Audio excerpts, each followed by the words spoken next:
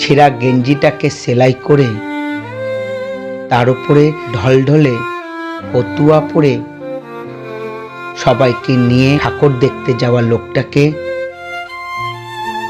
বাবা বলে। এক কৌটো গোবিন্দভোগ চাল আর সামান্য ঘি বাঁচিয়ে রেখে পুজোর মধ্যে একদিন পোলাও রান্না করা মহিলাকে মা বলে। বন্ধুর জন্মদিনে পাওয়া চকলেটটাকে সালোয়ার কামিজের ওড়নায় লুকিয়ে ভাইয়ের জন্য বেঁধে আনা মেয়েটাকে দিদি বলে। কাঠি আইসক্রিমটা অর্ধেক গলিয়ে ফেলে হাতে নিয়ে দিদির জন্য মাঠ পেরিয়ে ছুটতে থাকা ছেলেটাকে ভাই বলে।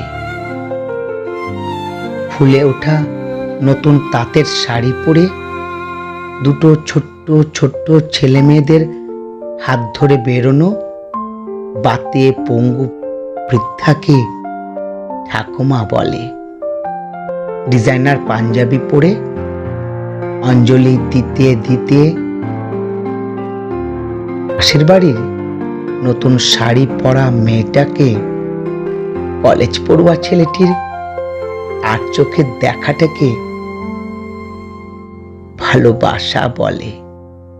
টরেন্টো দুবাই থেকে ফিরে সবাই মিলে একজোট হয়ে অষ্টমীর রাতে স্কচের আসরে পাড়ার ইলেকট্রিশিয়ান বন্ধু হাবুকে নিমন্ত্রণ করাটাকে ছোটবেলার বন্ধুত্ব বলে। শিল্পীর হাতে 6 মাসের মেহনতে বানানো দুর্গা ঠাকুরটিকে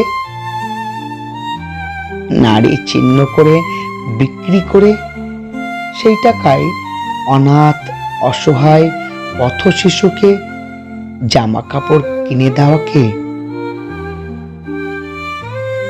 মানবিকতা বলে।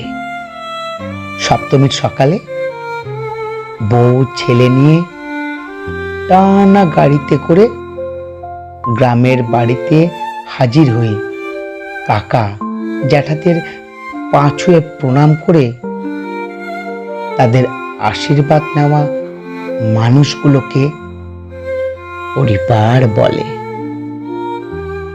বিশ্বের সবথেকে মনোরম আরামদায়ক জায়গা ছেড়ে বিবাহিত মহিলারা একদিন যে বাড়িটাকে স্বর্গ বলে মনে করে সেই বাড়িটাকে বাপের বাড়ি বলে।